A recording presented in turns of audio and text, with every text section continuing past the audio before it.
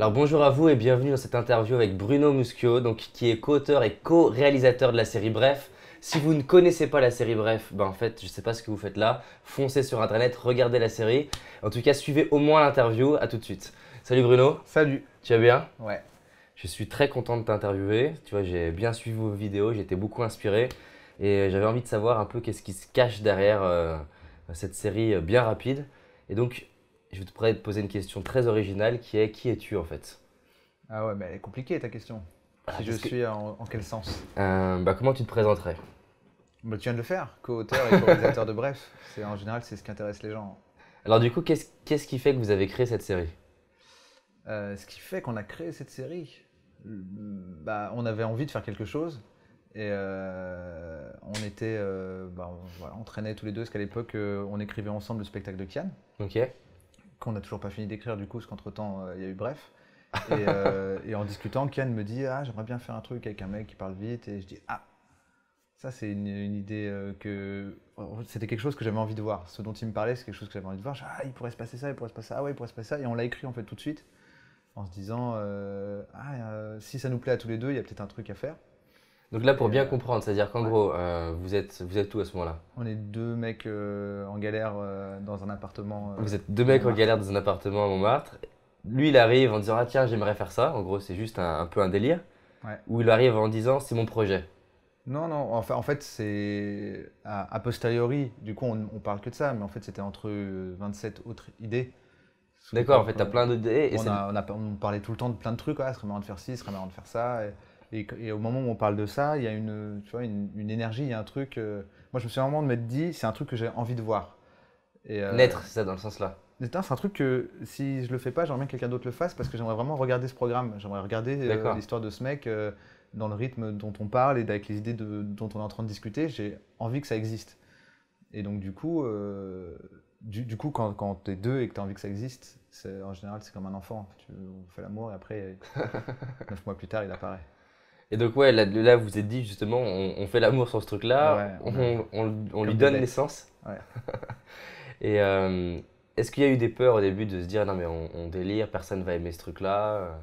Non, parce que c'est pas vraiment dans notre philosophie de penser que quelque chose n'est pas faisable. D'accord? En vérité, tout est faisable.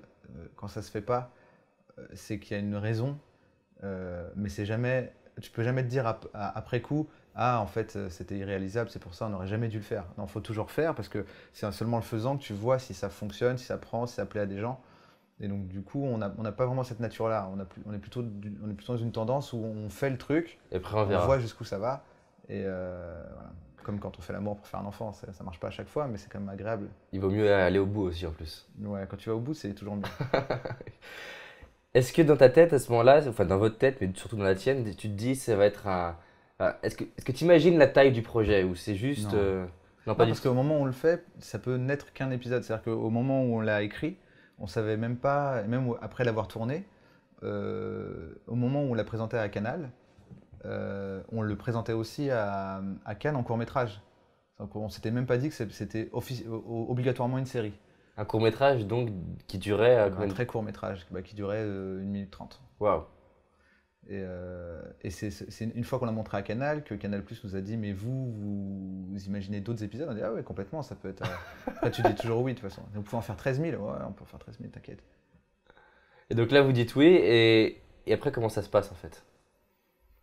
Euh, alors on l'écrit, on le montre au manager de Kian qui est aussi producteur. Ouais. On savait qu'il cherchait des programmes et des choses comme ça et on lui dit voilà nous on a écrit ça. Lui il le lit et dit c'est très difficile de comprendre ce que vous voulez faire quand on le lit. Enfin, après coup, maintenant, c'est facile de se dire, si je te fais Ouais. lire un bref, t'imagines avec la voix, avec le montage, etc. Mais que la première fois que tu le lis, il y a juste écrit, bref, j'ai vu une fille, vous êtes obligé de le tourner pour que les gens Faut l'expliquer en comprennent fait. de quoi il s'agit. Donc, il nous finance un pilote, enfin, mais qui était même pas vraiment un pilote, qui était juste tournez-le, on verra ce qu'on en Donc fera. le mec croit quand même déjà en vous, il se dit je veux financer un Ouais, pilote pour voir. Harry Torchman, c'est un très bon producteur. C'est-à-dire que c'est quelqu'un qui veut un peu ce que je disais, qui veut que les choses existent. Donc il perd pas de temps soit il veut que ça existe et on le fait, soit ça l'intéresse pas, ça l'intéresse pas. Mais si ça l'intéresse, on y va. Ça l'intéressait, donc on y allait. lui présentait une autre série à Canal+, qui s'appelait Les deux mecs qui bossent à Canal, donc qui était diffusée sur Canal+. Et pendant une réunion, il monte ce pilote sur son iPad en disant voilà, sinon j'ai aussi fait ça. Et à Canal+, ils disent ah, on aime bien, ce serait bien de prendre rendez-vous avec ces gars et de discuter. Et le pilote, est-ce qu'il ressemble à ce qu'on a Le vu? pilote, c'est l'épisode 1, c'est bref, j'ai dragué cette fille. D'accord, donc il ressemble vraiment à. Ouais, parce que et justement, c'était intéressant de le tourner parce que dans Bref, il y a beaucoup d'écriture qui se fait aussi au montage. Il y a l'identité du programme, mais se fait aussi beaucoup au montage, donc c'était important qu'on ait monté le pilote pour Donc ouais, nous. j'étais pas sûr de comprendre. En fait, un pilote, c'est presque un produit fini en fait. Ça dépend en fait. Des fois, tu fais un pilote et tu le montres en disant mais ce sera mieux, ce qu'on n'aime pas trop faire. Ou alors, nous, on est plutôt partisans de dire quand tu fais un pilote, Alors fais-le pourquoi au top justement? sans te dire c'est un pilote donc je vais faire moins bien, c'est bon, j'ai pas assez d'argent ou j'ai pas assez de trucs donc je vais mettre moins d'énergie. C'est si tu fais un truc, fais-le à 100%. Et Mais donc, du pour coup, qui? Pour toi ou pour les gens? pour toi, pour les gens, pour le monde, sinon pourquoi tu fais un truc? C'est pour le faire à 50%. Si D'accord. tu fais un enfant, tu veux pas faire que les jambes. Je vois que c'est Ah, moi c'est j'ai c'est au trouvé cœur ma de ta. métaphore et Tu là, l'as gagné. je viens de la trouver là, hein, je l'ai jamais utilisée avant. Sache Note-la parce que qu'elle est ça en sera important. exclusivité pour toi. Ah, Ce putain. sera la métaphore de l'enfant pendant tout le. Donc en fait, tu ne la réutiliseras plus, c'est ça que tu me dis? Je sais pas, on va voir. Peut-être elle est formidable et que je la réutiliserai. Donc du coup, vous partez, vous commencez à avoir ce pilote qui est fait, Canal+ le valide. Est-ce que là, qu'est-ce que vous vous dites en fait quand Canal+ dit OK, on valide votre pilote? En fait, on fait les malins parce qu'on dit, parce que là, à ce moment-là, on a 28 ans, on a déjà essuyé plusieurs échecs de gens qui te disent ok, c'est bon, t'inquiète, c'est fait, à la rentrée, t'es à la télé, et en fait, au dernier Donc toi, t'as moment, 28 ans et Kian, il a 28, pareil, à à peu l'époque, près. il avait 28 aussi, ou venait d'avoir 29. Non, il avait 28. OK. Et ça arrive plein de fois, et c'est normal qu'on te dise ok, c'est bon, t'inquiète, ça marche, c'est parfait, j'adore. Puis au dernier moment, on te dit Au moment de ouais, non, signer. en fait, la direction, machin, au bidule, en fait, ça leur plaît pas, donc c'est mort. Et donc nous, on dit tant que c'est pas signé, on n'écrit rien. Donc on a un peu fait les malins, et en fait, ça s'est signé le 1er juillet, je crois. Et donc on a dû écrire les 40 épisodes en 2 semaines, ce qui était un peu un défi. Mais donc sur le coup, on est très content, mais en même temps, on a trop l'habitude de s'être mangé des râteaux. Tu vois, Ouais, donc s'il n'y a pas une euphorie, il y a un début on est, on d'euphorie qui est- est on est- on calmé, est très quoi. content de les rencontrer, très content on avait déjà rencontré Canal+ pour d'autres projets qui n'avaient pas forcément été pris. Et on est content t'es content, mais tu dis, hey, Doucement. soyons pas trop contents parce que si ça se fait pas, on va vraiment être très triste. Donc on est on va dire le contrôle. Et du coup, au moment de signer, qu'est-ce qui se passe? Au moment de signer, bah là on se dit, ah merde, faut écrire maintenant. Et là, Donc j'ai 2 semaines. on s'enferme, voilà, on s'enferme dans le bureau et on écrit pendant 2 semaines. 40 Mais épisodes. avec l'énergie de se dire, waouh, c'est vraiment une opportunité de ouf qu'on nous offre, il faut vraiment qu'on fasse les trucs à fond. Alors pourquoi 40 justement? Comment c'était programmé? Bah, c'est le système de commande. Ils décident d'un nombre d'épisodes et puis après ils voient s'ils renouvellent ou pas. Et ils étaient partis sur 40. Et eux, en fait, qu'est-ce qu'ils achètent? Ils achètent le concept ou ils achètent des épisodes? En fait, Est-ce que le concept vous appartient toujours en fait? ouais, en fait, ils préachètent. Ça dépend des cas. Dans le cas de Bref, ils préachètent le droit de le diffuser. Ça veut dire L'exclusivité de le diffuser. l'exclusivité de le diffuser sur une période et c'est pour ça qu'ils donnent de l'argent. Et D'accord. toi, avec cet argent qu'ils te donnent, tu dois produire les épisodes. Tu dois leur fournir 40 épisodes. Et eux, après s'occupent de la diffusion, promotion, etc. D'accord. Donc ça veut dire que si par exemple là vous vouliez faire l'épisode de 41 à 80, vous pourriez très bien le faire avec une autre chaîne. On les a fait, parce on en a fait 82 en tout. D'accord? Parce qu'une deuxième fois, ils ont racheté une salve de 40 épisodes. Ok. Et ensuite, on en a racheté 2. Parce qu'on a dit qu'on arrêtait. Et on a dit qu'on aimerait bien en faire 2 derniers pour fermer. Mais dans l'absolu, elle est intéressante cette question. Est-ce que quelqu'un d'autre peut acheter? Je pense pas, parce que je pense qu'il doit y avoir des clauses sur le fait qu'on ne va pas réutiliser la marque sur un autre diffuseur avant une certaine date, j'imagine. Alors d'accord. Mais c'est pas ma spécialité, je suis pas le juriste. Hein. Et du coup, justement, ma question, j'anticipe la question par rapport au film en fait. Vous êtes en train d'écrire un film, c'est bien ça? Ouais. Je fais comme si je savais pas pour être sûr qu'on puisse en parler. Et du coup, la question c'est est-ce que Canal+ doit être dans la boucle pour un film sur Bref? Moi, on aimerait bien, mais je sais pas si c'est obligatoire. D'accord. Pareil. Désolé, ça c'est vraiment C'est pas les bonnes trucs questions. les trucs juridiques, je sais pas trop. Ouais, non, mais c'est pas une important. obligation. C'est pas important, c'est juste si tu savais. Comment là, comment vous y êtes pris pour écrire un épisode, par exemple j'aimerais juste décortiquer un peu, si on peut le faire, l'écriture d'un épisode. Est-ce que vous partez sur un message? Enfin, comment ça se passe entre vous, par exemple, le processus créatif? Ou pour le film, là, c'est plus récent. Alors pour les épisodes, il y a deux, je pense, deux règles importantes. Ouais. La première, c'est que comme on savait qu'on écrivait sur 2 semaines et qu'on allait mourir, euh, les premiers jours consistaient à trouver les idées marrantes et les thèmes des épisodes. Ce qu'on appelait, nous, dans notre méthode, les jouets et les chambres. Et en gros, on trouvait les jouets qui étaient les idées, et on trouvait les chambres qui étaient, bah, imagine que tu as 40 chambres et que sur chaque porte, il y a écrit bref, nanana. Euh, on faisait ça parce qu'on savait que ce qui est épuisant, c'est de mettre complètement en forme, de structurer, d'écrire. Parce que quand tu écris un scénario, tu dis, ton scénario il est censé être lisible par l'ensemble de l'équipe technique. Donc c'est-à-dire que tu vas mettre intérieur, jour, chambre, vue sur le côté, il est habillé comme ça, et ça c'est super chiant. Et en fait, si tu te mets à faire chaque épisode complet Un à un à un, au bout du 20e, t'en peux plus. tes 20 suivants, ils vont puer la merde parce que tu es trop fatigué. Donc la méthode qu'on a utilisée, c'est qu'on trouvait les idées, De la vue créait des d'ensemble. chambres, voilà, on trouvait des idées, ah, ce serait marrant qu'il fasse ça, ce serait marrant qu'il se passe ceci, ce serait marrant qu'il se passe cela, ce serait marrant qu'un mec dise ça, voilà, on note, parce que c'est le côté qui est kiffant. Quand tu as des idées, c'est le moment où tu kiffes. Sauf que tu sais que derrière, tu as une obligation de rendu. Tu peux pas te contenter d'avoir l'idée, tu as kiffé, et après tu rentres chez toi, tu te dis que tu es un génie dans ta tête. Là tu es censé le montrer à des gens, et après ils disent que tu es une merde. Et donc du coup, ou pas. Et donc du coup, c'était d'abord les idées et les chambres, donc les jouets et les chambres. Et dans la phase 2, on regardait les chambres et on mettait les jouets dans les chambres. C'est-à-dire qu'on disait, ok, bah, dans l'épisode de tel truc, on peut mettre telle idée, c'est-à-dire ça rentre, telle idée, ça rentre. Donc c'était des documents avec les titres des épisodes, et là on mettait que les idées à la suite. Ok. Et du coup, au moment où tu commences à fatiguer, c'est cool parce que c'est le moment où juste tu ouvres un document, tu as plein d'idées, tu as le titre, et tu n'as plus qu'à écrire À ce qui se ordonner, en passe. fait. Voilà, à ordonner en disant, ok, bah, cette idée on la met là, cette idée on la met là, et en fait tu dis, bah, donc il manque ci, il manque ça, et donc c'est beaucoup plus facile de structurer, et surtout ça donne une homogénéité dans l'ensemble des épisodes, puisque l'idée de l'épisode 40, tu as pu la voir le jour 2. Et, euh, et donc c'est ce qui nous a permis d'avoir une espèce de cohérence globale sur une session complète d'épisodes. Et l'autre idée qui était importante, et celle-là je pense qu'elle est vraiment importante parce qu'elle évite beaucoup de problèmes, c'est que quand tu écris à deux, tu dois écrire un truc qui plaît aux deux. En tout cas, nous, c'est notre règle. Ça nous est arrivé souvent, et ça arrive souvent dans des pools d'auteurs ou dans des gens qui écrivent ensemble, qu'une idée, on va écrire ensemble. Je vais dire, ah, c'est génial. Et je vais dire, ah, moi, j'aime pas trop. Tu vas insister. Tu vas dire, ouais, moi, ça me dit rien. Tu vas insister. Je fais, bon, bah, vas-y, mets-le si tu crois. Ok, vas-y, on le met. Et c'est dangereux parce que si derrière, l'idée est pas bonne, ça marche pas au final dans l'épisode, je vais t'en vouloir. Tu vas t'en vouloir. Tu vas culpabiliser, ou inversement, tu vas m'en vouloir. Ouais, ça crée un truc qui est pas sain, en fait, c'est ça? Voilà. Ouais, ça crée un truc de. Tu peux pas être 100% fier de l'ensemble de ce que tu as produit parce que tu as été, démuni, c'est pas le bon mot, mais parce que dépossédé. Tu as été dépossédé d'un des trucs dedans. Putain, ce personnage, je le déteste. Et à chaque fois qu'il revient. À chaque fois qu'il revient, t'es pas bien avec Et en fait, ce qui est cool, c'est que Kian et moi, on est contents à 100% de la série parce qu'on a travaillé en consensus. T'as un peu les diagrammes de Venn, tu sais. Un cercle comme ça, mes idées, ses idées, et c'est là où le cercle se rejoint, c'est là Bref est là. Bref, il est vraiment dans le consensus. Le cœur.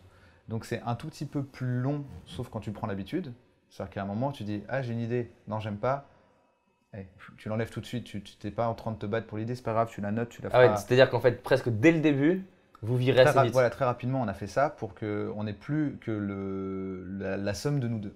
En fait, bref, c'est vraiment la somme de nous deux au niveau de l'écriture parce que c'est les idées qui nous plaisent à tous les deux en même temps. Et donc, du coup, ça peut parfois être un peu plus long parce que si tu as une idée qui ne me plaît pas, après j'ai une idée qui ne te plaît pas, tu as une idée qui ne me plaît pas, il faut chercher longtemps. Mais quand tu trouves l'idée qui plaît aux deux, tu as une forme de stimulation, quoi. Voilà, et surtout, ça crée l'identité de Bref. C'est l'identité de la série, c'est vraiment nos deux ADN d'écriture mélangés, quoi. Voilà, c'était les deux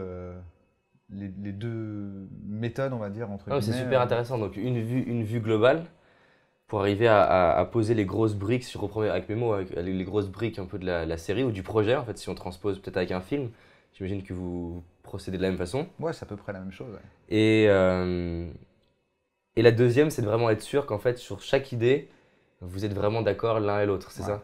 Et j'ai juste pour affiner, imaginons je te dise, voilà, j'ai telle idée, tu me dis non tout de suite, mais j'ai l'impression que tu m'as même pas écouté. Ah Est-ce que non, c'est bah, déjà je arrivé? suis un connard, donc c'est normal que tu continues. Parce que je peux très bien dire non parce que j'ai pas compris. C'est-à-dire D'accord. qu'après, c'est une question de. Il faut aussi se connaître quand tu écris à deux. Ouais, Tu dis une idée, le gars te dit non, tu fais attends, est-ce que tu as bien compris ce que je veux dire? Est-ce que je vois ce que tu as compris? Et c'est vrai que ça a l'air nul vu comme ça. Mais moi, dans ma tête, c'est c'était comme ça. ça. Tu vois. Et si là, il te dit non, en fait, c'est toujours le fruit d'une discussion quand même. Ok. C'est ce qui fait que c'est un peu long.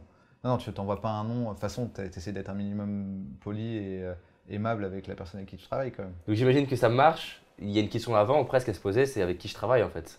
Ouais. Est-ce que tu pourrais arriver à faire ça avec tout le monde en fait, avec n'importe quel auteur? Euh, hmm, Ou est-ce qu'il y a une Non, alchimie non, avec Kian? alors ça dépend de ce que tu appelles ça. Bref, je pourrais le faire avec personne d'autre que Kian parce que c'est vraiment notre identité à tous les deux. Après, moi, je suis auteur, donc j'ai aussi. C'est pas le cas dans Bref, parce que Bref, c'est la somme de nous deux, mais je suis aussi souvent au service de l'autre. Quand j'écris pour un humoriste et que c'est lui qui monte sur scène et qui doit défendre ses blagues, j'essaie surtout de comprendre où il veut aller, ce qu'il veut dire, ce qu'il veut faire. Et je suis juste là pour renvoyer la Transcrire. balle. Voilà, renvoyer la balle, retranscrire avec lui, affiner le truc. Je suis pas là pour lui imposer. Tu le fais toujours ça ou là du coup t'es à 100% sur le film là? Là, je viens juste de finir. Je l'ai fait avec Greg Romano, par exemple, Ok. qui du coup lance son spectacle à la rentrée. Et je le fais avec Kian sur son spectacle, même si là, du coup, ça c'est un peu. Donc c'est dans étiré, 3 mais ans en fait. on le fait quand même parce que dans le stand-up, tu t'écris par petites séquences et puis tu vas tester sur des plateaux. Donc, du coup, on écrit quand même des petites séquences ensemble des petits sketchs qui testent sur des plateaux, sur des scènes ouvertes. Des scènes comme le Paname par exemple, c'est ça? Voilà, exactement. Ok. Donc là ouais, vous aviez la vision d'ensemble, ensuite vous l'avez écrit, c'est ça? On parle de quoi? De bref, pardon. Bref, Ouais. bah, du coup, on a fait les chambres, les Les jouets, 2 on a semaines. mis les jouets dans les chambres. Après, on a joué avec les jouets dans les chambres, on a écrit ce qu'on faisait. Ensuite, on rentre en préparation. Après, je sais pas si c'est très technique, je sais pas si ça t'intéresse spécialement. Mais... Là, je voudrais juste faire une toute petite parenthèse qu'on en a parlé hors caméra et ça m'intéresse parce qu'il y a pas mal d'entrepreneurs ou d'artistes qui me regardent et qui, du coup qui te regardent maintenant. C'est la question de comment choisir avec qui tu travailles. Parce que j'ai l'impression que ça joue un rôle important dans l'équipe, d'être entouré des bonnes personnes. Comment est-ce que tu sais que c'est une bonne personne en fait? Bah, c'est que en l'essayant. Donc ça veut dire que vous avez travaillé avec plein d'autres personnes avant. Bah ouais, à force, dans le travail, tu rencontres des gens, et puis aussi, tu t'intéresses à ce qui se passe, tu essaies de regarder un peu tel pote qui fait aussi la même chose que toi, te montre un truc, tu fais, putain, c'est vachement bien, est-ce que c'est qui a fait la musique? Ah, c'est lui, ok, faudrait que je le rencontre, un de ces quatre. Tu essaies de créer un réseau, et puis il faut pas hésiter, tu regardes un truc qui te plaît, il y a quelqu'un derrière, il faut essayer de rencontrer la personne qui est derrière et de discuter avec elle. Dans le cas de Bref, c'est beaucoup de gens avec qui Kian avait travaillé avant. Il y a une anecdote intéressante qui est plutôt celle de Kian, qui est que le monteur de Bref, en fait, à la base, Kian l'avait rencontré, enfin il le connaissait plus ou moins, mais il avait bossé avec lui parce que pour gagner sa vie, il faisait des vidéos de mariage. En fait, Kian allait dans des mariages avec son caméscope, puis il filmait. Voilà. Donc le truc chiant, hein, c'est cool pour eux, mais c'est chiant pour le reste du monde. C'est des gens qui s'embrassent, quoi. Des gens qui se disent oui, qui s'embrassent et qui font la fête. Donc il filmait ça. Et, euh, et après, derrière, il avait bossé avec Valentin Fermont, qui est le monteur aujourd'hui de Bref. Le gars, avec une vidéo de mariage, il faisait des trucs de ouf. Et il disait, attends, c'est dingue, tu sais. Et puis il allait choisir les bonnes musiques. Attends, je chope cette musique de Roméo et Juliette, je le mets là. Regarde ce plan-là, je le mets après celui-là, et je le mets après celui-là, comme ça on comprend ça. Et il se dit, putain, mais ce monteur est dingue. Et du coup, au moment de faire Bref, il dit, moi je connais le meilleur monteur. C'est un gars Donc qui le mec était toujours sur les mariages ou pas? Non, entre-temps, il avait bossé avec Kian dans une série de sketch qui s'appelait Le Festival de Kian. Là, avec Euh, sur tout ce qui est ciné, c'est ça? Ouais, le truc qui se passe dans sa chambre Ouais. où il fait tous les personnages dans sa chambre. Ouais. Donc il était aussi monteur là-dessus. Mais du coup, c'est intéressant de se dire, en fait, voilà, ce gars-là, tu le rencontres parce que tu fais des vidéos de mariage. Et Donc ça veut dire si c'est on une essaie valeur d'en ajoutée tirer extrêmement le... importante dans Bref, d'avoir quelqu'un qui est capable de monter, surtout 82 épisodes de Bref, avec Kian et moi derrière qui arrêtons pas de dire reviens, remets, remets, reviens, change, remets, reviens, remets, change, fais voir, refais voir, non j'aime pas, refais voir. Il y a un gars qui était capable de tenir, qui avait des idées et qui était bon et qui est aussi musicien, donc qui était beaucoup dans le rythme. Ce mec-là, on l'a trouvé parce qu'il a monté des vidéos de mariage, quoi. Donc ça veut dire d'être un peu ouvert en fait dans n'importe quelle circonstance. Tu peux trouver des profils qui vont t'intéresser, Ouais, t'intéresser à eux, voir ce qu'ils font et les noter quoi, en se disant ouais, tiens peut-être exactement. qu'un jour je travaillerai avec, c'est ça? Alors, tu viens de donner un autre truc qui pour moi d'ailleurs est un vrai challenge parce que là je commence à déléguer une partie des montages, etc. Qui dit déléguer dit que du coup bah, c'est pas toi qui fait tout le travail. Des fois, je me sens par exemple mal à l'aise à dire à la personne maintenant, il faut que tu refasses, il faut que tu refasses, il faut que tu refasses. Est-ce que des fois vous avez, ou en tout cas toi, tu as eu la gêne un peu de je suis en train de lui casser les couilles là, mon monteur. Non, mais après, c'est propre à moi, c'est parce que ça ne m'embête pas de casser les couilles aux gens. Mais Donc en fait, t'es né comme ça en fait. bah ouais. Non, mais c'est vrai en plus. Mais du coup, Donc ça veut dire que c'est non. un critère important à développer. Bah en fait, ça dépend. Si la personne avec qui tu fais le truc, elle est au courant qu'elle est au service d'une vision et que tu es garant de cette vision, parce que c'est ton nom qu'il y aura le sien, mais il y aura le tien. C'est-à-dire qu'il faut, forcément, il faut que lui soit content de ce qu'il est en train de faire, mais c'est impossible que ton monteur soit content de ce qu'il a fait, toi t'en es pas content, et c'est bon, c'est validé, on l'envoie, c'est impossible. Donc clairement, il faut que tout le monde soit content.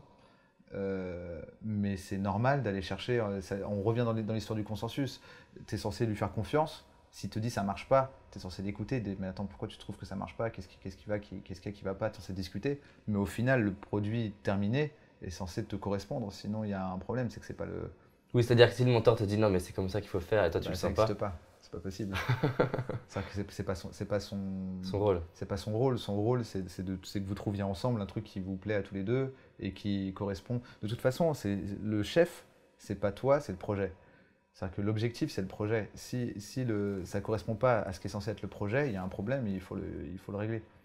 Donc, quand tu as l'impression que tu casses les couilles, je sais pas, à ton monteur, à la personne à qui tu délègues, c'est pas toi qui lui casse les couilles, c'est le projet. Oui, c'est parce qu'en fait, c'est la vision en fait. C'est-à-dire qu'on doit arriver à ce résultat-là et tant que ça n'y est pas, bah, il faut chercher, c'est ça? Bah ouais, enfin ça paraît même logique là quand tu le dis.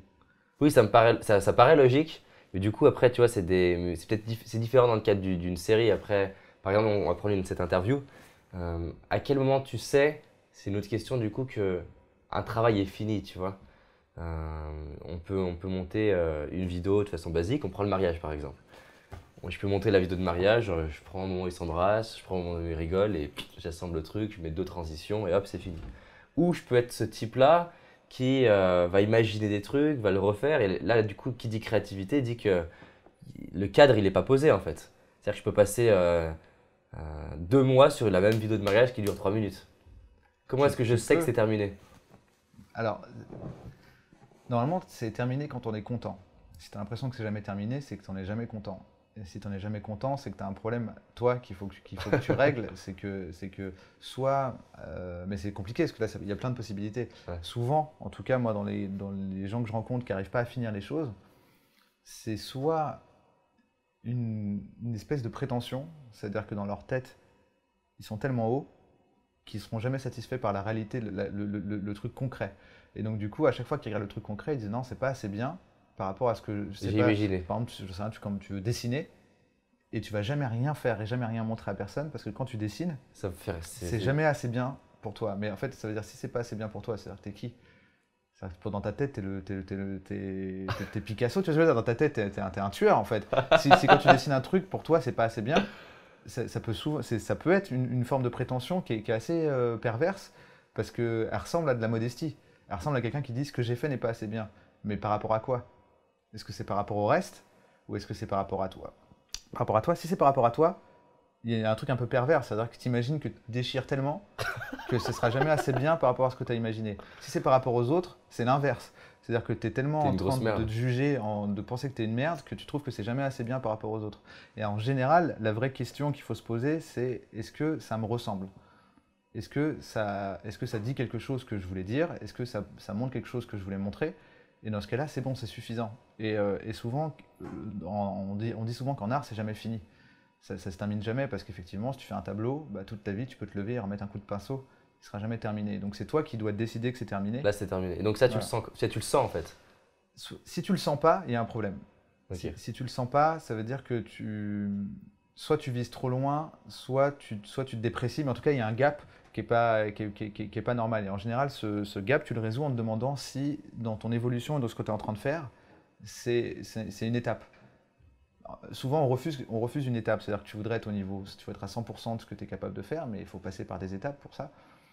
Et la vraie question que tu dois te poser, c'est est-ce que ça, c'est une étape que je viens de franchir? Et si c'est une étape que je viens de franchir, ok, bah alors je peux le faire, c'est fini. Cette étape, elle est finie. Parce que si tu la finis pas, tu pourras pas faire la suivante. Et donc du coup, c'est pervers comme mécanisme dans l'esprit. C'est ce qui fait qu'il y a beaucoup de gens très talentueux qui font rien. Parce qu'ils trouvent qu'ils sont jamais assez bien. Soit parce qu'ils trouvent les autres plus forts, soit parce qu'ils se trouvent trop forts dans leur tête, soit parce que... Et tu l'as vécu ce challenge-là? Ouais, mais au tout début, parce que tu vises trop grand. C'est-à-dire qu'au tout début, quand tu te mets à écrire, tu dis, ok, je vais écrire un roman de 1000 pages. Tu vois, Et ça va être ouf. Voilà, tu te mets devant ton ordi et tu commences à écrire. Sauf que t'as rien, t'as pas de structure, t'as pas d'objectif, t'as pas prévu tes chapitres, t'as rien prévu. Donc tu écris une page, deux pages, trois pages, quatre pages, après tu joues aux jeux vidéo, t'arrêtes. Et en général, c'est parce que tu te fixes un truc tellement objectif trop lointain. Tu veux, parce que tu veux pas. Alors, le truc cool à faire, c'est de dire, ok, qui j'admire?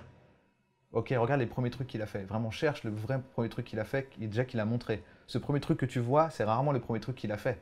C'est Le déjà premier truc, voilà. C'est-à-dire qu'en plus, avant, il a fait d'autres trucs. qui était plus merdique. Et ce serait vraiment bien que tous les mecs super forts ou qui ont une reconnaissance montrent, voilà, le premier truc, le deuxième truc, le troisième truc, le quatrième truc. Voilà. Sachez que ce que vous voyez et que vous aimez bien, c'est mon 1283e truc. Ça rassurerait, ouais. Bah oui, parce que si tu commences à te dire que le premier truc que tu fais, il faut que ce soit aussi bien qu'un gars qui en a fait 1283, ça n'arrivera pas. C'est comme vouloir que ton premier match de boxe, tu puisses battre Tyson. C'est pas possible. Ouais, tu montes sur le ring, tu t'en prends une et tu te dis, Tu je t'en suis prends grosse une. merde. La deuxième fois, tu fais une esquive, tu t'en prends une. La troisième fois, tu fais une esquive, tu mets un pain, tu t'en prends une. Et après, au bout de 1000 fois, peut-être tu peux commencer à essayer de faire un championnat. Et c'est important, je pense, quand tu te lances, de te dire, ok, je me fixe un objectif qui est pas trop éloigné, qui est pas. En fait, si j'essaie de le retransposer, tu vas me dire si c'est juste. Ouais. C'est-à-dire qu'en fait, tu es conscient que c'est peut-être pas au niveau de ce type-là, mais Ouais. par rapport au niveau où tu en es, eh ben, c'était ça l'objectif. C'est-à-dire Voilà. que par exemple, imaginons, là, je prends l'interview, bah, je vais me dire, ok, je suis conscient que ça va pas être le même matériel, par exemple, que si c'est Canal+ qui le fait, mais par rapport à ce que je veux, et ce que j'imagine, et ce que je sais faire, c'est ce que j'attends en fait. Et à partir du moment où j'ai atteint cet objectif-là, je valide le truc. Si toi, dans cette interview, il y a un truc qui t'a intéressé, bah, ça vaut le coup de le montrer. Et donc, c'est bon, c'est une étape. Et si ton étape finale, ton objectif au bout, c'est d'avoir la meilleure interview du monde avec 1 million de trucs intéressants dedans et tu poses que les questions les plus pertinentes, elles sont super bien formulées, tu n'atteindras pas cet objectif sans faire cette interview-là. Ouais, parce que tu vois, ça c'est un truc, c'est super intéressant dans les gens qui me suivent et que j'accompagne. C'est un énorme challenge une quête de perfection et du coup je fais rien. Alors, ça peut être dans le sport, ça peut être dans n'importe quel domaine et je vois des personnes qui ont plein d'idées. Tu parlais des idées tout à l'heure, c'est bien, mais qui n'arrivent pas à passer, ne serait-ce que par exemple des gens qui veulent se filmer en vidéo. Des jeunes en lycée, des fois que je vois, ils veulent faire un peu à la Norman.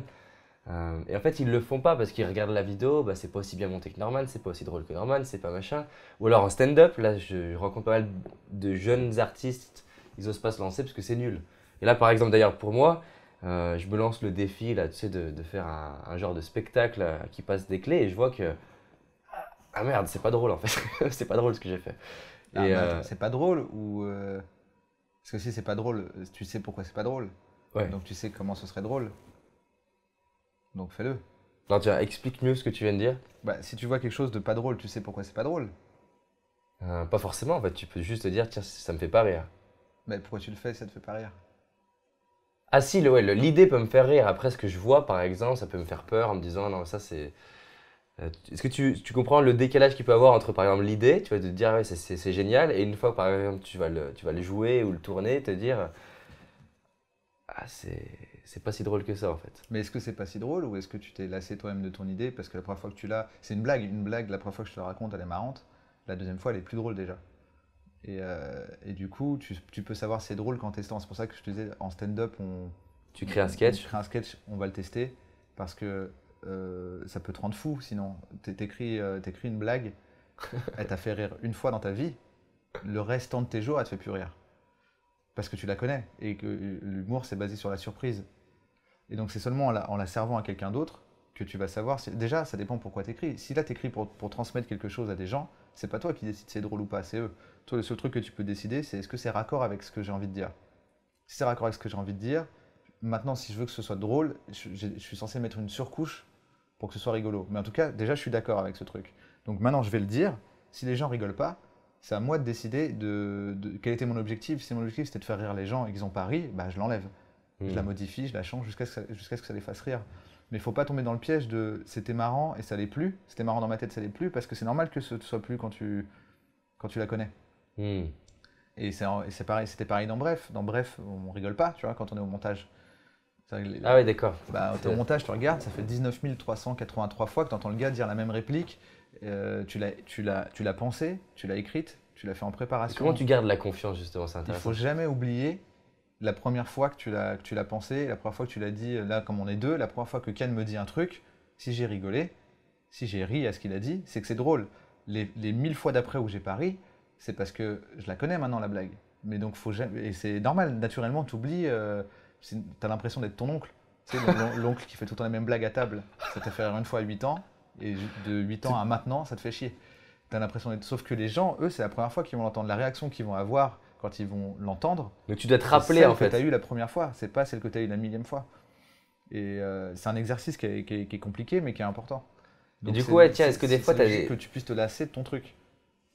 De quoi tu gardes en tête que la première fois ça t'a fait rire, et donc vu que tu t'adresses à des gens qui sont entre guillemets à un public frais, ils vont rire parce que c'est la première fois qu'ils l'entendent, c'est ça? Exactement. Mais c'est pareil, imagine, tu as une anecdote cool. Hier, tu étais dans le métro et c'est passé un truc marrant. Tu me la racontes. Tout de suite après, je te dis, tu peux me la re-raconter? Tu vas pas t'amuser en la racontant. Mais pourtant, si là maintenant quelqu'un d'autre rentre dans la pièce et je fais tiens, écoute, son anecdote elle est marrante, tu vas la raconter complètement différemment. Tu vas la raconter en disant j'ai quelqu'un de nouveau qui va découvrir cette histoire incroyable. Et c'est pour ça que c'est important un public dans un spectacle. Et c'est ce qui fait que tu peux jouer 1000 fois le même truc et être quand même content. C'est que tu as conscience qu'en face de toi, il y a des gens qui vont découvrir ce que tu dis pour la première fois. Mais ces gens-là, ils ont une chance que toi, tu n'auras plus jamais. Toi, tu découvriras plus jamais ce que tu es en train de dire pour la première fois. Donc forcément, c'est un peu triste et fatigant. Du coup, toi, quand tu regardes un épisode bref, tu rigoles ou pas? Non. Bah non. Ou alors, faut vraiment que ça fait. Ça fait longtemps que tu l'as pas ça vu. fait très très longtemps que j'ai pas vu. Et tout d'un coup, j'arrive à. Ah, j'avais me oublié, surprendre. j'avais oublié, c'était rigolo ça. Ou des fois, il y a le truc, tu sais, ça arrive de temps en temps, mais c'est une fois sur 1000. T'as un pote qui dit une phrase, elle te fera tout le temps rire. Quoi qu'il arrive, dès qu'il l'a dit, tu rigoles. Ouais, Donc, la façon dont, c'est l'énergie en voilà, fait. il doit y en avoir deux, trois dans Bref, ou peu importe le moment, quand il y a cette blague, elle me fait rire, mais parce que je sais pas, c'est. C'est presque un souvenir en fait. Ouais, voilà, c'est marrant comme. Et c'est super intéressant en fait pour moi en fait, t'es conscient que naturellement, ça te fera plus forcément rire. T'as la confiance que ça t'a fait rire, donc on continue, c'est ça? Ouais, c'est ça. Et est-ce que du coup, il y a des gens dans l'entourage qui te Ça disent... s'applique à autre chose que l'humour, là, ce que tu parles des gens qui te suivent, etc. Ouais. Ça s'applique à tout. C'est-à-dire que la première fois que tu te dis, j'ai une idée, je vais Elle est faire ça géniale. dans ma vie, mon idée, elle est géniale, plus tu vas en parler, plus tu vas la concrétiser, moins elle va te sembler folle, parce que tu as oublié, dans le processus, Pourquoi ça t'excitait? bah Ouais. ouais, elle devient de plus en plus logique et normale, cette idée. La première fois que tu as l'idée, j'en sais rien, de faire ces vidéos, tu te dis, putain, ouais, je vais faire des vidéos, il y aura ça, et là maintenant, voilà, t'es posé, t'es content de les faire, mais t'es pas dans la même excitation, et c'est une drogue hein, que ça t'envoie dans ta tête quand t'as une idée. Ouais, C'est pour c'est ça qu'il y a clair. beaucoup de gens qui concrétisent pas. Parce que quand t'as l'idée, c'est un shoot. Et par contre, la concrétiser, c'est chiant. Et plus tu concrétises, Alors justement, qu'est-ce qui fait? Parce que j'étais comme ça. ouais, Aujourd'hui, je fais en sorte de faire j'ai vu tes naître vidéos, mes t'avais idées. la flemme. Voilà, Ouais, j'ai vu une vidéo où tu parles de. j'avais beaucoup la flemme. J'étais un gros flemmard. Donc toi, qu'est-ce qui fait que t'es passé, t'arrives à basculer dans... Ok, les idées, c'est génial. Parce qu'effectivement, je trouve que c'est une drogue. Parce que pour moi, c'est une drogue aussi. Je sais pas si c'est que les profils plus artistiques pour qui c'est une drogue, mais en Non, tout je cas... pense que c'est tout le monde, tu vois, c'est kiffant même de juste imaginer ce que tu ferais si tu gagnes au loto. Ouais, c'est vrai. Tu vois, si j'avais 1 million, je ferais ça, et tu rêves pendant des fois avant de t'endormir. Entre T'étais dans potes. un rêve, tu fais ouais, ou avec tes potes. Mais par contre, pour aller gagner le million, il n'y a plus grand monde. Mais par contre, pour rêver de ce que tu ferais avec, il y a du monde. Pourtant, ce serait l'idéal d'aller gagner après le million, parce que c'est-à-dire que tu ferais Ouais, tout ce que tu as dit. t'as bien rêvé et hop, c'est Voilà. parti. Mais comme tu as eu ton shoot de rêve, c'est un peu le truc qu'on dit quand on dit qu'on tient un peu les gens en laisse avec les rêves, en leur montrant des films. Malheureusement, j'y participe un peu, mais tu vois, en leur vendant du rêve. Le loto, tu vois, le principe du loto, c'est quand même de vendre aux gens le shoot de l'espoir de gagner 1 million, de voir quelqu'un gagner 1 million, de dire j'aurais pu être à sa place, mais de ne pas les avoir. Et c'est parce que ça t'envoie Un shoot d'adrénaline. Un shoot d'adrénaline, un truc, ça t'envoie un truc. Et donc, pour répondre à ta question, si je l'ai bien comprise, c'est pour ça que je dis qu'il faut faire des trucs courts au départ. Parce qu'en vérité, il n'y a pas qu'un seul shoot, il y en a 2. Mais sauf que le deuxième, tu ne le connais pas au départ quand tu commences. Ça veut dire que le shoot d'avoir une idée, il est génial. Concrétiser l'idée, c'est chiant comme la mort. Personne n'aime ça. Je connais personne qui me dit « Moi, vraiment, quand j'ai une idée, ça me fait chier. » Et après, la développer pendant 4 ans, me battre avec des gens, essayer de convaincre le monde. Ça, c'est ce que j'adore. Ça, c'est ce que j'adore. C'est pas vrai. En fait, ce que t'aimes, c'est au bout. Au bout, quand tu as concrétisé l'idée et qu'elle existe, c'est un autre shoot. Sauf que tu peux ne jamais le connaître parce que tu peux avoir plein d'idées et ne jamais En fait, du coup, c'est un peu comme s'il y avait 2 cams. Tu as la cam des idées, tu as la cam de la concrétisation et tu n'as jamais pu te droguer à la nouvelle cam, en fait, l'autre cam. Exactement, parce que y en a une que tu as tout de suite, voilà, c'est un bouton que tu as là, tu appuies, tu as ta cam, et l'autre, il faut aller la chercher quand même, tu vois. Il faut se lever le matin et aller la chercher. Sauf que la deuxième, elle est très bonne, voire meilleure que la première. Parce qu'elle est beaucoup plus… le fait de concrétiser cette Elle reste dans le temps, en fait. En fait, il y a plein d'autres avantages. Ça veut dire que déjà, elle reste dans le temps. Dans le cas des métiers artistiques ou même de l'idée de créer une boîte, bah, tout d'un coup, c'est ce qui va te générer d'autres plaisirs, parce que ça va te rapporter de l'argent. Donc, c'est-à-dire que ton idée est kiffante, la concrétiser, c'est kiffant, et en plus, derrière, ça devient ta vie, ça devient ce qui te permet de manger. C'est quand même plus classe. Et surtout, quand ton idée existe, tu peux la montrer. C'est-à-dire que quand tu as une idée de monter une boîte, c'est juste pour toi. C'est juste pour toi. Je prends un exemple pour ne pas rester tout le temps dans mon cas. Je veux monter une boîte. C'est juste pour toi. Quand tu montes ta boîte, bah, tu fais travailler des gens dedans. Elle existe. Elle est reconnue. Tu sais aux yeux du monde aussi, elle existe. Tu n'es pas juste un camé dans ton coin. Tu fais quelque chose pour les autres, en fait. Et tu peux même te mettre à droguer les autres. Tu vois. Et en fait, c'est beaucoup plus kiffant et beaucoup plus… Ce que je vais faire, c'est que je vais faire une vidéo et je te dédicacerai cette vidéo parce que sur la drogue. Ouais, parfait. Si tu veux faire des vidéos sur la drogue, pour moi, ça me ferait plaisir. Et en fait, c'est parce que c'est beaucoup plus gratifiant. Et du coup, plus tu termines de choses, plus tu t'habitues aussi à cette drogue-là. En fait, t'es un camé du résultat, en fait. Voilà. Et plus tu la veux aussi. Mais en fait, tu as toute une première phase dans ta vie où tu te contentes de la première. Et tu peux aller jusqu'à ta mort en n'ayant jamais connu la deuxième.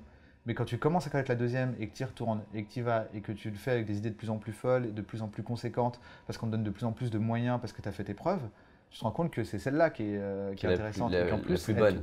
C'est celle-là qui est bonne. Et c'est pour ça qu'il faut faire… Voilà. L'autre, c'est un peu, en fait, l'autre, elle serait comme un petit… Surtout l'autre, tu t'y habitues. Tu t'y habitues plus vite parce qu'elle est beaucoup plus facilement accessible. Donc du coup, c'est connu les drogues. Hein. Plus tu te drogues, moins c'est kiffant. Voilà. Il y en a une autre. T'en faut plus. Ouais. Voilà. Et vraiment, c'est pour ça que je pense qu'il faut faire les trucs. Faut faire des petites choses parce que tu vas dire je vais faire un truc, ça va me prendre une journée à faire. C'est rien une journée dans ma vie. J'ai une idée, j'ai une idée qui va me prendre une journée. Allez, je le fais. Ce soir, c'est fini. Le soir, tu as une petite dose de cette deuxième drogue-là. Et tout d'un coup, tu te dis, putain, cette drogue, je pourrais l'avoir au bout de 2 jours, au bout de 3 jours, au bout de 2 semaines, au bout d'un mois, au bout d'un an. Et j'aurais été incapable de dire, je vais faire un film. Là, je suis capable de concrétiser l'idée de faire un film. T'as un putain de drogué. T'es capable de te dire, dans 3 ans, tu vas prendre ton shoot. Voilà, je sais que… Et en plus, c'est même pas forcément un shoot agréable parce que c'est un pari quand tu es dans l'artistique. C'est-à-dire que ça se trouve, ça va être le pire de ma vie. Le film va sortir. Il va avoir un mauvais goût, en fait. C'est de la grosse merde. Mais en échange, si c'est pas de la merde, c'est vraiment kiffant. Parce qu'un jour, c'est un mercredi dans ta vie, il y a un film qui sort. Et c'est la meilleure drogue, c'est-à-dire que tu te rappelles toutes les fois où tu étais petit et que tu t'étais assis dans un cinéma. Et tu te rappelles justement toutes les fois où avec tes potes, tu as dit, moi, si j'avais 1 million, je ferais un film. Voilà, et ben là tu peux le faire. Parce qu'il y a des gars qui ont dit, tu veux faire un film, voilà. C'est assez énorme parce que tu vois, je sais pas si Walt Disney il disait un truc qui m'inspire beaucoup, il disait que lui, ce qui le motivait à gagner de l'argent et à réussir des projets, c'est pour lui permettre de faire le suivant en fait. Ouais. Et que du coup… Parce que l'argent c'est un moyen, c'est pas une fin. Voilà, et que en fait je vais réussir lui, je me drogue un bon coup, et en plus de ça, je vais faire un autre projet encore plus gros pour avoir plus de drogue, et ainsi de suite en fait. Exactement. des trucs de plus en Mais c'est une plus. drogue cool, hein, parce que là, on en parle, là, plus ça va, plus j'ai l'impression qu'on est dans Requiem for a Dream ou un truc comme ça. Mais non, non, on n'est pas à Baltimore, hein, c'est une drogue naturelle. C'est comme la drogue du sport ou la drogue de l'orgasme. C'est une drogue qui ne te nuit pas. Parce que là, plus on parle de drogue, plus ça commence à devenir chelou. Genre, le gars veut se shooter. Non, Il faut revenir au intéressant. sexe. Voilà, c'est ça, mais le sexe en soi est une drogue. Cool. Tu peux Moi, te je- branler tout seul toute ta vie, ou tu peux essayer De construire une relation de construire durable. une relation durable pour avoir des orgasmes beaucoup plus de bien meilleure qualité, de bien meilleure facture. Ça me va. Ça me va comme métaphore. Euh, Quel message t'aimerais envoyer, donner aux jeunes là, qui nous regardent, un jeune qui nous regarde et qui se dit, moi j'ai le rêve de devenir auteur, j'ai le rêve d'écrire des one-man shows ou j'ai un autre rêve. Qu'est-ce que tu aimerais donner comme message à ce jeune qui te regarde là? Il est là, Et il est juste ici. fais-le. C'est le conseil. J'ai un podcast web radio, où j'invite des gens, on discute de ça, et j'en avais fait un avec François Descraques, un avec Flaubert. Donc François Descraques qui est le réalisateur et auteur du Visiteur du Futur, qui est une web série qui marche vachement bien, et Flaubert qui est un ancien des Suricates, qui est à Golden Moustache et qui fait des vidéos elle aussi de fort bonne facture, et on est à peu près tous d'accord. Donc eux et les gens qui les avaient invités, c'était tous un peu on était au moins une dizaine, on disait le plus important c'est de le faire, c'est fais-le. Fais. C'est, Do it. en général, quand quelqu'un vient et me dit j'ai une idée, j'aimerais bien faire, je fais montre-moi. Il dit non, mais parce qu'en fait je l'ai pas, mais je vais le faire bientôt. Mais non, mais fais-le. Fais-le et montre-le moi. Parce que de toute façon, l'idée que tu as, c'est l'école. C'est pas ton objectif. Tu crois, là, à ce moment-là, tu crois que c'est le but final de ta vie. Mais non, en fait, c'est juste, Une étape. c'est le CP en fait.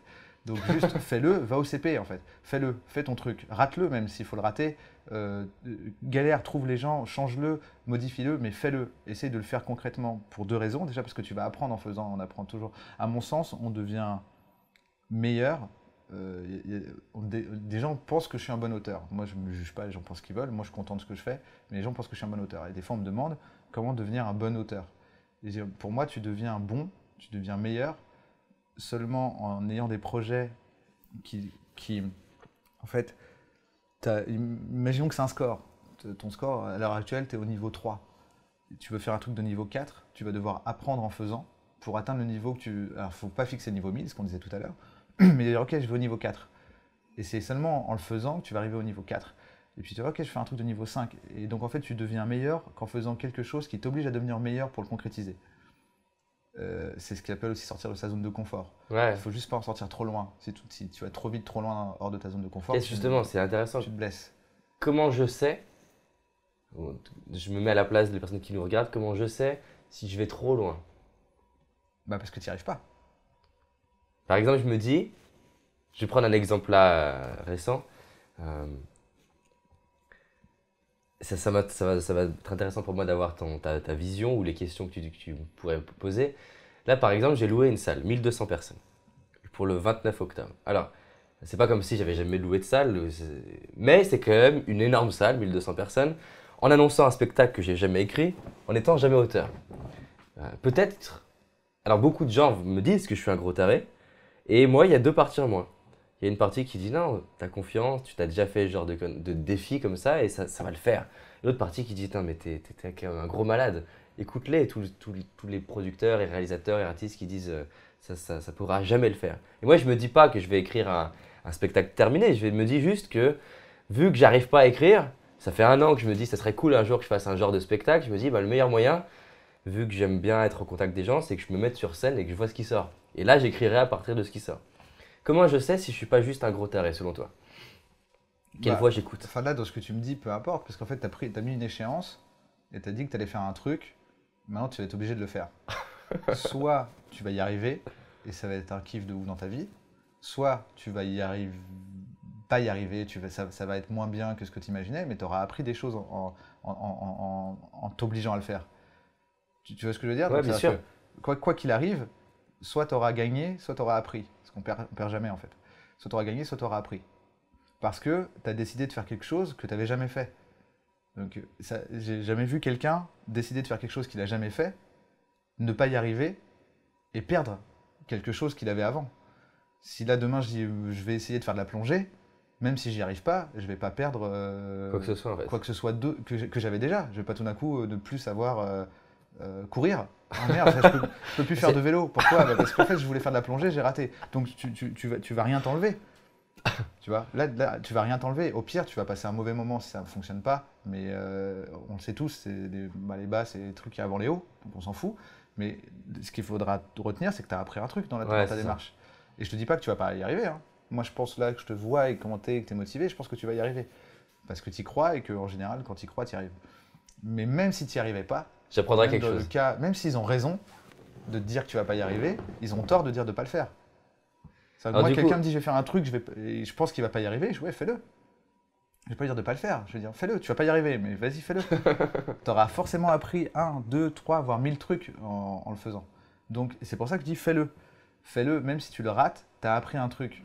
Vraiment n'importe. Tu veux faire des vidéos, ce que je disais tout à l'heure, tu veux faire des vidéos, des vidéos podcast à la Norman Cyprien et tout, fais-le. Même si tu rates, tu auras appris que pour exporter la vidéo, le bouton c'est celui-là.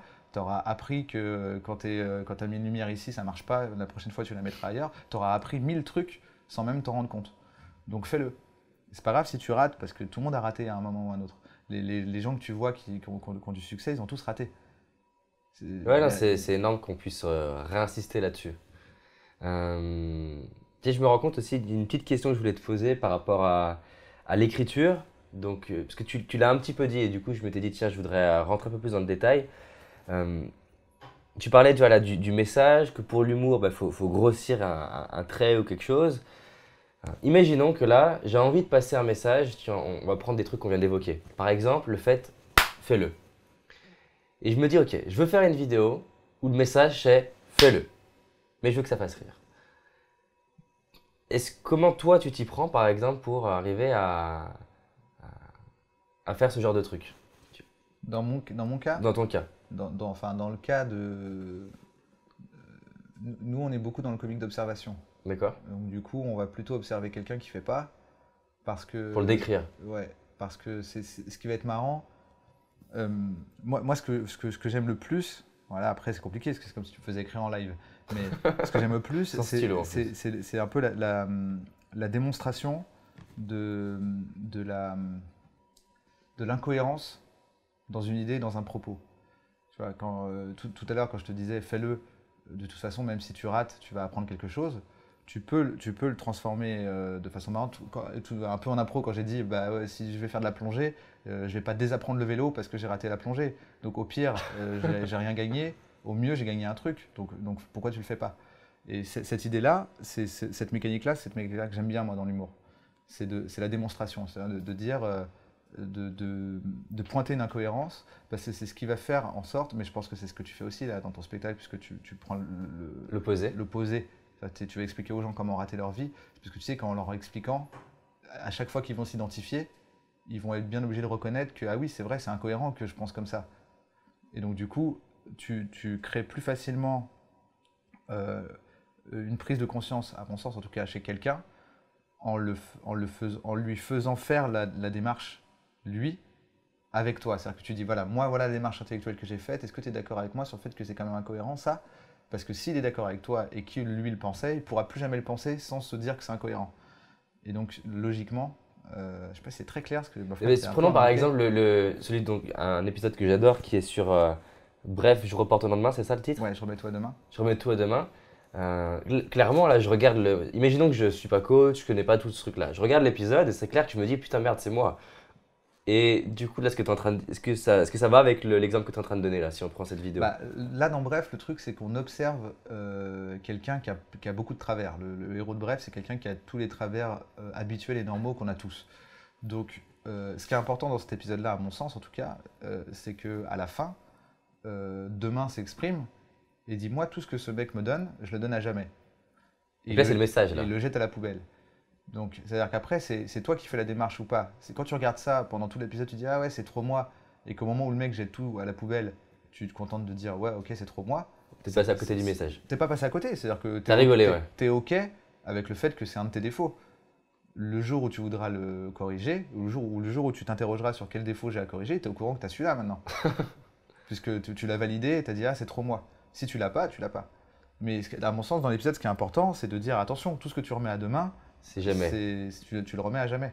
Donc en fait, là, c'est génial ce que tu es en train d'expliquer, de dire. C'est-à-dire que t'es pas en train de lui dire c'est mal ou quoi que ce soit. Tu es en train de lui faire une observation. Voilà, quand tu fais ça, il se passe ça. Sois conscient. Après, tu t'en fais ce que tu en veux. Ouais, voilà, c'est ça, c'est l'idée, mais c'est la différence entre, à mon sens, le frère et les parents. Oui. Le frère tu vois, ton grand frère, il a fait les mêmes conneries que toi 2 ans avant, 3 ans avant, 4 ans avant, en fonction de l'âge. Ouais. Lui, il est pas en train de te, il est encore trop, Trop proche. il vient trop d'en sortir pour te juger vraiment durement, ou alors c'est qu'il a un problème et qu'il faut qu'il règle ce problème avec lui-même. En général, il va dire ouais, moi je faisais comme ça aussi. Ça servait à rien, mais je le faisais aussi. Après, fais ce que tu veux avec ce message. Si tout d'un coup tu dis ok, j'ai quelqu'un qui est en train de me parler et qui vient de m'expliquer pourquoi c'est une erreur, il est 3 ans devant moi, il vient de m'expliquer pourquoi c'est une erreur, c'est à toi de décider de le suivre ou pas. Par contre, quand les parents ils disent fais tes devoirs et ferme ta gueule, Là, ça bloque. ça bloque parce que on t'explique pas en quoi c'est une erreur de pas les faire. Ouais, c'est cool. Donc l'idée c'est de pas être vraiment dans le jugement. C'est-à-dire que moi, typiquement, le mec de Bref, moi personnellement, le héros de Bref, je l'aime beaucoup, je le trouve très sympa, mais Ouais. je suis pas d'accord avec lui du tout. Sur la façon dont il vit, le fait qu'il n'ait pas d'objectif, qu'il n'ait pas de. Qu'il est, ça, tu vois, il encaisse, il parle jamais, il préfère tout encaisser, et puis au final, il pète un plomb, il court après une fille parce qu'elle est jolie, il voit pas qu'il y a une fille qui est faite pour lui, tu vois, et en fait, pour moi, il a tous les travers que j'espère ne pas avoir ou que j'essaie de corriger chez moi. Je dis pas que je les ai pas, mais c'est des travers que j'aime pas. Le fait que plein de gens le trouvent sympathique et se reconnaissent dans lui, c'est intéressant parce que je pense que, j'espère en tout cas, que quand tu regardes Bref, en fonction du moment de ta vie, tu peux plus ou moins t'identifier au héros. Et à mon sens, moins tu t'identifies à lui, en tout cas moins, plus tu te dis ah j'étais comme ça, Mieux c'est. mieux c'est normalement. Logiquement, tu vois, plus tu dis Là, du j'étais, coup, tu imagines que tu as peut-être des milliers de personnes qui sont en train de prendre conscience. Ah merde. bah, Moi, je tant m'identifie. mieux, tant mieux. Ah merde, putain, moi, je m'identifie exactement comme lui. Oui, mais comme beaucoup de gens, même moi, hein, je m'identifie vachement au héros. De toute façon, c'est vraiment Kian et moi qui avons mis ce qu'on est dans ce héros, mais ça n'empêche pas de le corriger. Oui, et d'ailleurs, tiens, c'est intéressant. Est-ce que le fait de l'écrire a, entre guillemets, vous a aidé un peu plus à virer aussi, peut-être par exemple, si on prend la reporter au lendemain, est-ce que du coup, le fait d'extraire un peu tous ces comportements-là, toi, ça t'aide à te dire, ah non, je suis pas ce mec-là, moi. Bah un peu. En fait, c'est juste de savoir de savoir que c'est pas cohérent. Donc forcément, ça t'aide. Tu te vois le faire, en fait. T'es au courant que ce que tu es en train de faire, toi-même, tu l'as écrit, que c'était pas normal, enfin que c'était pas, que c'était bête, que c'était mécanique et que c'était pas le fruit d'une réflexion sur ta vie ni rien, que c'était juste un truc que tu fais mécaniquement et qui a pas de sens. Donc du coup, forcément, tu es obligé d'y penser un peu. Forcément, tu y penses un peu, quoi. Donc, ouais, ça t'aide un petit peu, en tout cas. Ça, pour moi, de toute façon, il n'y a que toi qui t'aide. Je pense qu'un gars tout seul, dans une pièce, tout seul, s'il veut vraiment s'aider, il y arrive. C'est Après, clair. c'est juste ça va plus vite s'il y a des gens le supportent. qui pointent des trucs.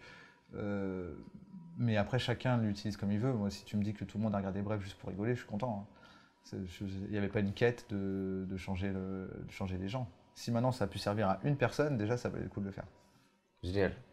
Comment on peut te ou vous suivre? Imaginons que là, il y a des gens qui veulent Dans la rue, tu veux dire ou... dans la rue.